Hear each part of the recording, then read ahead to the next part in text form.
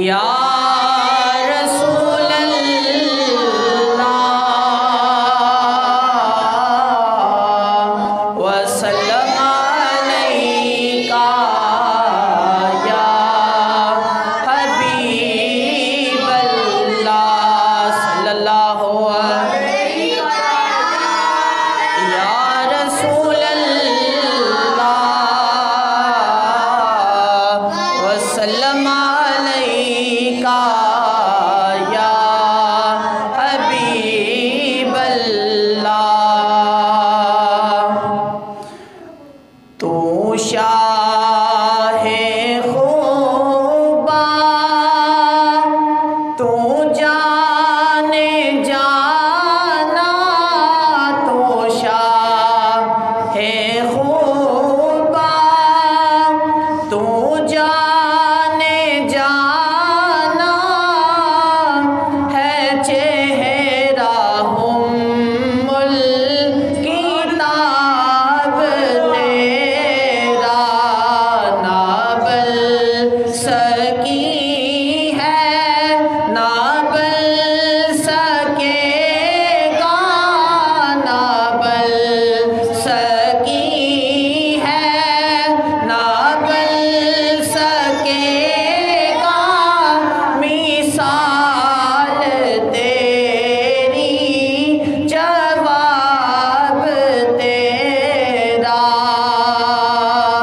ہے میرے آقا تیرے اوپر 70,000 پردے جہاں میں لاکھوں ہی تورے پردے جہاں میں لاکھوں ہی تورے پردے جو اٹھتا ایک بھی حجاب تیرا تو شاہ خوبا تو جانے جانا ہے چہرہ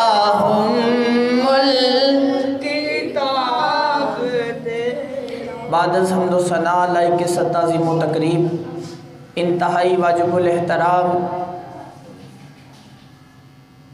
دوست احباب السلام علیکم ورحمۃ اللہ وبرکاتہ حضرات محتشم سامعین حضرات رب ذوالجلال کے فضل اور اس کی توفیق سے رسول اللہ صلی اللہ علیہ وسلم کی نگاہ عنایت سے آج رب ذوالجلال نے ہم سب کو جمعۃ المبارک کی عظیم تر رونق بری سعادتیں عطا فرمائی ہیں دعا ہے رب ذوالجلال سے اللہ تعالیٰ مجھے حق سچ بیان کرنے کی اور آپ احباب کو حق سچ سن کر عمل پیرا ہونے کی ہمت اور توفیق عطا فرمائے حضرات محتشم سامعین حضرات رب ذوالجلال نے قرآن کریم فرقان حمید کے اندر ارشاد فرمایا والذی جاء بالصدق وصدق به اولئک هم المتقون اللہ تعالیٰ نے قرآن کریم فرقان حمید کے اندر ارشاد فرمایا والذی جاء بالصدق وہ ذات کے جو سچائی کا پیغام لے کر آئی وصدق به اور وہ ذات کہ جس نے اس ذات کی تصدیق فرمائی اولئک هم المتقون فرمایا یہی متقی اور پرہیزگار ہیں حضرات گرامی اور مرتبت حاضرین و سامعین رب ذوالجلال کے فضل اور اس کی توفیق سے رسول اللہ صلی اللہ علیہ وسلم کی نگاہ عنایت سے ہمارا ایمان اور عقیدہ ہے کہ قرآن کریم فرقان حمید کی یہ آیات مبارکہ رب ذوالجلال نے جن دو ہستیوں کے بارے میں ارشاد فرمائی ہیں وہ اور کوئی نہیں ایک ذات مدینے کے تاجدار کی ہے دوسری ذات ابو بکر صدیق رضی اللہ تعالیٰ عنہ کی ہے اللہ تعالیٰ نے قرآن کریم فرقان حمید کے اندر ارشاد فرمایا والذی جاء بالصدق وہ ذات کے جو سچائی کا پیغام لے کر آئی وہ ذات کون سی ہے؟ فرمایا سچائی کا پیغام لانے والی ذات کوئی اور نہیں بلکہ نبیوں کے تاجدار، مدینے کے سلطان، میرے اور تیرے آقا جناب محمد مصطفیٰ صلی اللہ علیہ وسلم کی ذات گرامی ہے۔ رب کعبہ کی قسم، اور جس ذات نے اس ذات کی تصدیق فرمائی وہ اور کوئی نہیں بلکہ سیدنا صدیق اکبر رضی اللہ تعالیٰ عنہ کی ذات گرامی ہے۔ حضرات محتشم سامعین حضرات، اہل سنت و جماعت کا یہ عقیدہ ہے کہ حضرت سیدنا صدیق اکبر رضی اللہ تعالیٰ عنہ سب سے پہلے سارے صحابہ سے پہلے اسلام قبول کیا ہے۔ حضرت امام اعظم ابو حنیفہ رحمۃ اللہ تعالیٰ علیہ امام جعفر صادق رضی اللہ تعالیٰ عنہ سے کہا گیا کہ حضور امام اعظم ابو حنیفہ اپنے عقل کے ساتھ دینی مسائل کو حل کرتے ہیں، آپ ایسا کریں کہ امام صاحب سے پوچھیں کہ یہ دین کے مسائل کو اپنی عقل کے ساتھ کیوں حل کرتے ہیں؟ دین کے مسائل، شریعت کے مسائل دین کے ساتھ حل ہونے چاہیے۔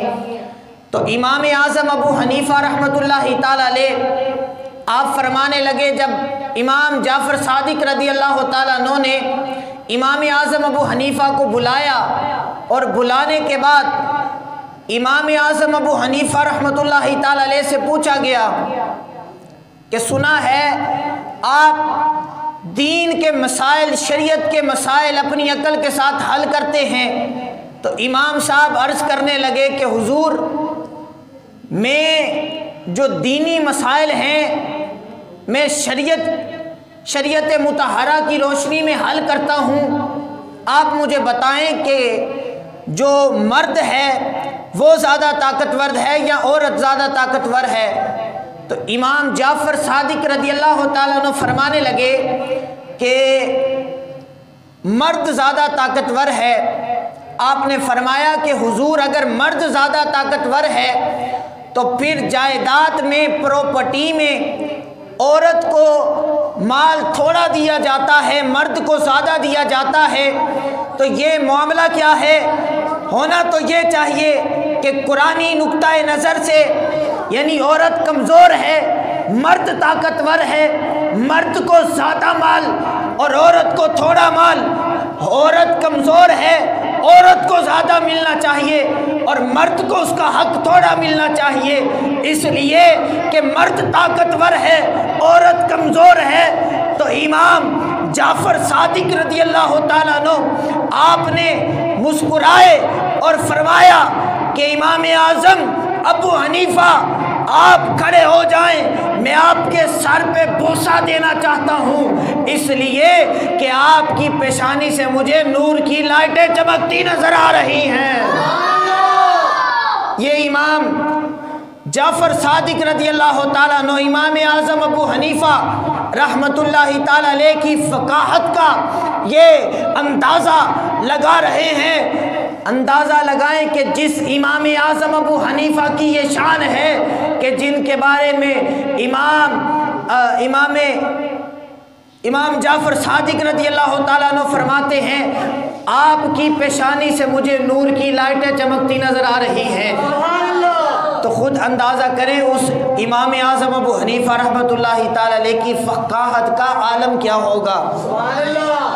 امام اعظم ابو حنیفہ رحمۃ اللہ تعالیٰ علیہ کے پاس یہ مسائل آئے اور 4 روایات پیش کی گئی کہ حضور بتائیں کہ ایک روایت کے اندر آتا ہے کہ حضرت ابو بکر صدیق رضی اللہ تعالیٰ عنہ آپ سب سے پہلے اسلام قبول کیا ہے۔ ایک حدیث شریف کے اندر آتا ہے کہ حضرت سیدہ خدیجہ الکبریٰ رضی اللہ تعالی عنہا آپ نے سب سے پہلے اسلام قبول کیا۔ ایک روایت کے اندر آتا ہے کہ حضرت سیدنا مولا علی المرتضیٰ کرم اللہ تعالی وجہہ الکریم آپ کی ذات گرامی نے سب سے پہلے اسلام قبول کیا۔ اور ایک روایت کے اندر آتا ہے کہ حضرت زید بن حارثہ رضی اللہ تعالیٰ عنہ آپ نے سب سے پہلے اسلام قبول کیا، تو حضور آپ بتائیں کہ یہ 4 روایات جو پیش کی جاتی ہیں، ان چاروں روایات کے اندر ان میں سے صحیح حدیث کون سی ہے اور ضعیف روایات کون کون سی ہیں؟ تو رب کعبہ کی قسم امام اعظم ابو حنیفہ رحمت اللہ تعالی علیہ آپ فرمانے لگے کہ یہ چاروں حدیثیں درست ہیں، یہ چاروں روایات ٹھیک ہیں، یہ چاروں حدیثیں 4 محدثین کی ہیں، اور وہ محدث بھی ٹھیک تھے، وہ مفسر بھی ٹھیک تھے، فرمایا یہ روایات بھی ٹھیک ہیں۔ امام صاحب نے اس مسئلے کو حل کیسے کیا؟ امام اعظم ابو حنیفہ رحمت اللہ تعالی علیہ آپ فرماتے ہیں کہ چاروں روایات ٹھیک ہیں۔ کہا حضور اگر چاروں ٹھیک ہیں تو پھر انہیں حل کریں، سب سے پہلے اسلام کس ہستی نے قبول کیا ہے؟ تو امام اعظم ابو حنیفہ رحمت اللہ تعالی علیہ آپ کی فقاہت کا اندازہ لگائیں، آپ کی علم اور آپ کے مسئلہ کو حل کرنے کا اندازہ لگائیں۔ رب کعبہ کی قسم امام اعظم ابو حنیفہ فرماتے ہیں قرآنی نقطہ نظر سے، قرآن کے مطابق سب سے پہلے دیکھا یہ جاتا ہے کہ قرآن کس چیز کا پہلے ذکر کرتا ہے؟ فرمایا قرآن سب سے پہلے مرد کا ذکر کرتا ہے۔ آپ نے یہ مسئلہ حل کیسے کیا؟ فرمایا بچوں میں سے حضرت علی سب سے پہلے اسلام قبول کیا، بڑوں میں سے حضرت سیدنا صدیق اکبر رضی اللہ تعالیٰ عنہ نے اسلام قبول کیا، عورتوں میں سے حضرت سیدہ خدیجہ الکبریٰ رضی اللہ تعالیٰ عنہ نے سب سے پہلے اسلام قبول کیا، اور حضرت زید بن حارثہ رضی اللہ تعالیٰ عنہ غلاموں میں سے حضرت زید بن حارثہ رضی اللہ تعالیٰ عنہ نے اسلام قبول کیا۔ فرمایا قرآنی نقطہ نظر سے یہ ہے کہ سب سے پہلے مرد آتا ہے، پھر عورت آتی ہے، پھر فرمایا بچہ آتا ہے، پھر کون آتا ہے؟ فرمایا چوتھے نمبر پہ فرمایا غلام آتا ہے۔ اندازہ لگائیں امام صاحب نے مسئلہ حل بھی کر دیا، روایات کو غلط بھی نہ کہا۔ فرمایا رب کعبہ کی قسم مردوں میں سے سب سے پہلے حضرت صدیق اکبر نے اسلام قبول کیا، عورتوں میں سے حضرت سیدہ خدیجہ الکبریٰ نے اسلام قبول کیا، اور پھر بچوں میں سے حضرت علی نے اسلام قبول کیا، اور غلاموں میں سے حضرت زید بن حارثہ نے سب سے پہلے اسلام قبول کیا۔ فرمایا روایات چاروں ٹھیک ہیں، مگر اس کی جو ہے کہ پنجابی میں کہتے ہیں ونڈ کیسے کی جاتی ہے؟ تو امام اعظم ابو حنیفہ نے ونڈ اس انداز کی قیامت تک آنے والا کوئی اعتراض نہیں کر سکتا۔ فرمایا امام اعظم ابو حنیفہ نے سب کا بتا دیا، روایات چاروں ٹھیک ہیں، مگر مردوں میں سے ابو بکر نے سب سے پہلے اسلام قبول کیا ہے، عورتوں میں سے خدیجہ الکبریٰ نے پہلے اسلام قبول کیا، اور بچوں میں سے حضرت علی نے سب سے پہلے اسلام قبول کیا ہے۔ حضرات گرامی اور مرتبت، ہمارا ایمان اور عقیدہ ہے کہ حضرت سیدنا صدیق اکبر رضی اللہ تعالیٰ عنہ کی ذات گرامی، آپ نے کبھی بھی دین اسلام کی خاطر جب بھی قربانی دی ہے، اپنی خدمت پیش کی ہے، تو آپ کے دل میں کوئی لالچ طمع نہیں تھا، اس لیے کہ آپ جو بھی کام کرتے تھے وَسَيُجَنَّبُهَا الْأَتْقَى، آپ نے جب بھی کوئی کام کیا ہے اللہ کی رضا کے لیے کیا ہے۔ مسجد نبوی شریف کا صحن ہے، مدینے کے تاجدار رونق افروز ہیں، صحابہ کا جرمٹ جنب غفیر، سرکار دو عالم نور مجسم شفیع معظم صلی اللہ علیہ وسلم آپ کھڑے ہو کر فرمائے کہ آج کس بندے نے روزہ رکھا ہے؟ فرمایا آج کس بندے نے روزہ رکھا ہے؟ تو حضرت ابو بکر صدیق رضی اللہ تعالیٰ عنہ دیکھتے رہے، کوئی اور اٹھتا ہے، سارے صحابہ خاموش ہو گئے۔ یہ وہ صحابہ ہیں کہ جو ایک دوسرے کو ڈھونڈتے ہیں کہ نیکی کہیں دوسرا نہ کر جائے، میں پہلے نیکی کر لوں۔ اب جب سرکار نے فرمایا کہ کس ہستی نے آج روزہ رکھا ہے اور روزہ رکھ کے یہاں آیا ہے، یہ فرضی روزوں کی بات نہیں ہو رہی، نفلی روزوں کی بات ہو رہی ہے۔ اور نفلی روزے وہ ہوتے ہیں کہ جو رکھ لو تو ثواب بے شمار مل جاتا ہے، نہ رکھو تو گناہ نہیں ملتا۔ تو امام جب سرکار دو عالم صلی اللہ علیہ وسلم نے فرمایا کہ آج کس ہستی نے روزہ رکھا ہے، تو سارے صحابہ خاموش ہو گئے، مجمع میں سناٹا چھا گیا۔ اتنے میں ابو بکر صدیق رضی اللہ تعالیٰ عنہ کھڑے ہوتے ہیں اور کھڑے ہو کر کہتے ہیں فدا کا ابی و امی یا رسول اللہ، یا رسول اللہ آج بندہ ناچیز نے روزہ رکھا ہے۔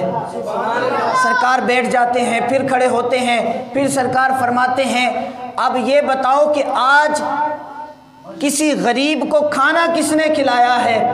تو سارے صحابہ خاموش ہو جاتے ہیں۔ ابو بکر صدیق رضی اللہ تعالیٰ عنہ پھر کھڑے ہو جاتے ہیں، یا رسول اللہ آج بندہ ناچیز نے ایک جو ہے کہ غریب کو مسکین کو کھانا کھلایا ہے۔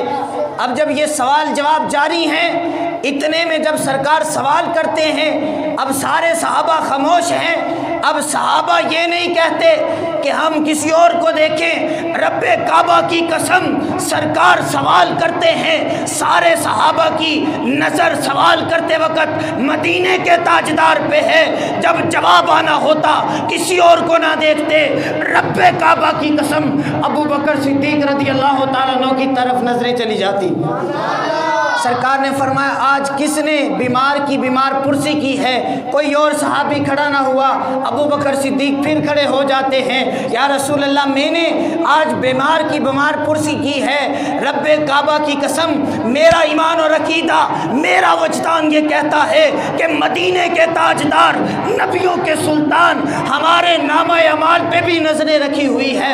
سرکار نے جب سارے صحابہ کے نامہ اعمال کو دیکھا اور فرمایا سوال صرف وہ ہوگا کہ جو ابو بکر صدیق رضی اللہ تعالیٰ عنہ نے آج کیا ہے، اس لیے کہ فرمایا آج جنت اسے ملے گی میرے ان 4 سوالوں کا جواب جو دے گا۔ فرمایا جنت اس کی ہے، رب کعبہ کی قسم سرکار مور لگانا چاہتے تھے کہ جماعت صحابہ گواہ ہو جائے، قیامت تک کے لیے کوئی بکواس نہ کرے۔ فرمایا ابو بکر صدیق جنتی ہیں اور جنت میں ابو بکر صدیق رضی اللہ تعالیٰ عنہ ہی جائیں گے اور آپ سے پیار کرنے والے جائیں گے۔ آج یہ بات بھی یاد رکھو کہ ابو بکر صدیق رضی اللہ تعالیٰ عنہ شیخین، یعنی ابو بکر صدیق اور فاروق اعظم رضی اللہ تعالیٰ عنہ۔ شیخین کسے کہتے ہیں؟ یہ 2 صحابہ کرام کو، ابو بکر صدیق اور فاروق اعظم رضی اللہ تعالیٰ عنہ کو۔ حضرات گرامی اور مرتبت، ابھی جنت میں جانا ہے، مرنا ہے، قیامت آنی ہے، پھر جنت میں جانا ہے، ابھی کوئی گیا نہیں۔ جنت میں نہریں ہیں دودھ کی، شراب کی، پانی کی، پینی ہے، ابھی کسی نے پی، پھل ہیں بے شمار، ہر چیز ہے جنت میں، مگر ابھی کسی نے کھائی۔ رب کعبہ کی قسم جن ہستیوں نے جنت کے پھل کھائے ہیں وہ اور کوئی نہیں۔ فرمایا ایک ابو بکر صدیق کی ذات ہے، دوسری فاروق اعظم کی ذات ہے۔ فرمایا ابھی جنتیوں نے جنت میں جا کے پھر بعد میں پھل کھانے ہیں، ابو بکر صدیق نے کھا بھی لیے ہیں۔ حضرات گرامی اور مرتبت، ہمارا ایمان اور عقیدہ ہے کہ یہ جو 2 ہستیاں ہیں شیخین، ابو بکر صدیق رضی اللہ تعالیٰ عنہ اور فاروق اعظم رضی اللہ تعالیٰ عنہ، یہ وہ ہستیاں ہیں کہ ہمارے حنفی اصول کے مطابق اگر جو بندہ ان 2 ہستیوں کے بارے میں بے ادبی کرے، یعنی ان کی گستاخی کرے، تو فرمایا اس کی سزائے موت ہے۔ ایک تو گستاخ رسول کی سزائے موت ہے نا، فرمایا شیخین کی بھی اگر کوئی گستاخی کرے اس کے بعد توبہ کرے تو فرمایا جتنی مرضی توبہ کرتا رہے اس کی توبہ قابل قبول، اس لیے کہ یہ وہ ہستیاں ہیں کہ جنہوں نے اسلام کی خاطر اتنی قربانیاں دی ہیں۔ حضرات گرامی اور مرتبت، ابو بکر صدیق رضی اللہ تعالیٰ عنہ، آج لوگ کہتے ہیں کہ اہل بیت جو ہے وہ رسول اللہ صلی اللہ علیہ وسلم کے گھر والے ہیں اور صحابہ در والے ہیں۔ میرا سوال یہ ہے کہ حضرت سیدنا صدیق اکبر رضی اللہ تعالیٰ عنہ رسول اللہ صلی اللہ علیہ وسلم کے سسر ہیں، کیا ہیں؟ سارے بولو کیا ہیں؟ اب جو سسر ہوتا ہے وہ گھر والا ہوتا ہے کہ باہر والا ہوتا ہے؟ جے تے کوئی کہے نا باہر والا تے او دی جڑی بڈھی ہے نا انہیں اونج لتر مار کے بندے نے بھی باہر کٹ دینا ہے. اور جو جوائی ہوتا ہے وہ گھر والا ہوتا ہے کہ در والا ہوتا ہے؟ بندے دا جوائی گھر آیا ہوئے تو جوائی نو باہر بہا دو کہ نہیں جی تسی باہر والے ہو، گھر والے گھر رہن تے تسی جوائی باہر والا. تو فرمایا نا نا، جوائی گھر والا ہوتا ہے، سسر بھی گھر والا ہوتا ہے. فاروق اعظم رضی اللہ تعالیٰ عنہ گھر والے آپ کے رسول اللہ صلی اللہ علیہ وسلم کے فرمایا جوائی لگتے ہیں، اور ابو بکر صدیق رضی اللہ تعالیٰ عنہ رسول اللہ صلی اللہ علیہ وسلم کے سسر لگتے ہیں. فرمایا جو تو یہ کہے نا کہ ابو بکر اور فاروق اعظم یعنی صحابہ گھر والے تھے اور آل بیت گھر والے تھے، فرمایا نا، اس نے عقیدہ پڑھا ہی نہیں ہے. فرمایا صحابہ اور آل بیت، فرمایا یہ جو وہ شخصیات ہیں، فرمایا آل بیت بھی گھر والی ہے اور نبی کے اصحاب بھی گھر والے ہیں، یعنی آل بھی گھر والی ہے، اصحاب بھی. آج لوگ رٹ لیا ہر لوگوں نے دمادم مست کلندر علی دا پہلا نمبر، اور پھر کہتے ہیں پہلا نمبر اس لیے کہ ابو بکر صدیق رضی اللہ تعالیٰ عنہ جو ہے کہ ویسے ابو بکر صدیق رضی اللہ تعالیٰ عنہ نے اسلام کے لیے بڑی قربانیاں دی، اور ویسے فلاں مقام پہ آپ پہلے نمبر پہ تھے، حوض کوثر پہ جب جائیں گے تو ابو حضرت علی پہلے ہوں گے. فرمایا نا نا، ایسی روایت پیش کرنے والا بھی آل سنت کی صفوں سے خارج ہے. فرمایا دمادم مست کلندر کا مطلب علی دا پہلا نمبر نہیں، فرمایا جو دمادم مست کلندر کہہ کر علی دا پہلا نمبر کہے، فرمایا حضرت علی کو بھی وہ بندہ قابل قبول نہیں ہے، اس لیے کہ حضرت علی کا ایمان اور عقیدہ تھا کہ دمادم مست کلندر ابو بکر صدیق دا پہلا نمبر، اور جو ابو بکر صدیق کو چوتھے نمبر پہ یا دوسرے یا تیسرے نمبر پر رکھے، فرمایا حضرت علی کو یہ قابل قبول نہیں تھا، اس لیے کہ علی کا عقیدہ تھا کہ دمادم مست کلندر ابو بکر دا، اب دمادم مست کلندر فاروق دا دوسرا نمبر. ہمارا یہ ایمان اور عقیدہ ہے، اور یہ بچے بچے کو پتہ ہونا چاہیے. رب کعبہ کی قسم وہ اور ہوں گے کہ جن کا یہ عقیدہ ہے کہ حضرت علی معاذ اللہ خدا ہیں یا خدا کے بیٹے ہیں یا معاذ اللہ کچھ اور ہیں. ہم حضرت علی کو مانتے ہیں مگر یہ تین صحابہ کے بعد.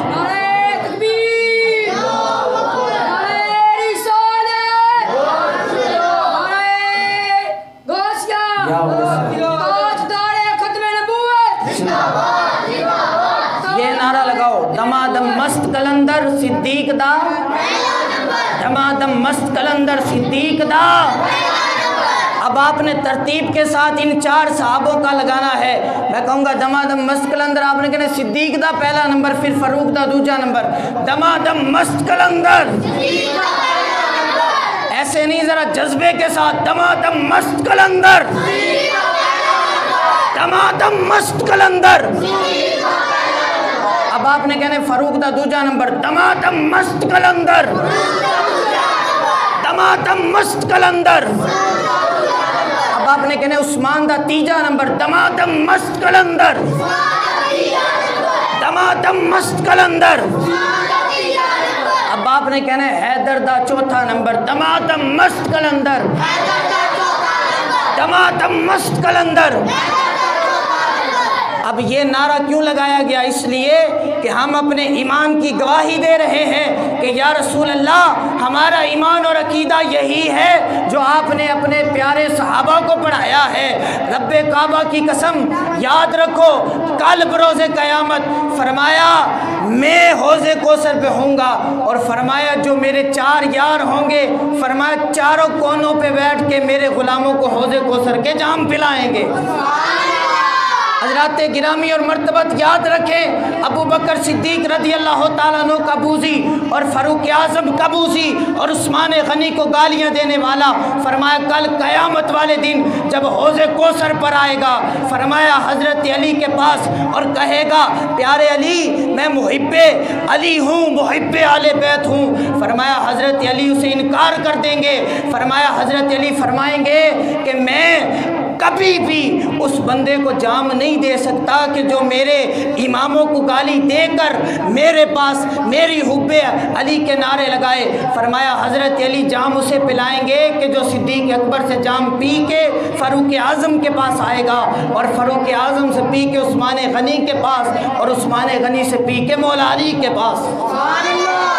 فرمایا قیامت والے دن حضرت علی اس ترتیب سے بھی جام نہیں پلائیں گے کہ پہلے کوئی میرے پاس جام پینے آ جائے پھر اور صحابہ کے پاس۔ فرمایا نا، پہلے ابو بکر صدیق کے پاس، پھر فاروق اعظم کے پاس، پھر عثمان غنی، تو پھر مولا۔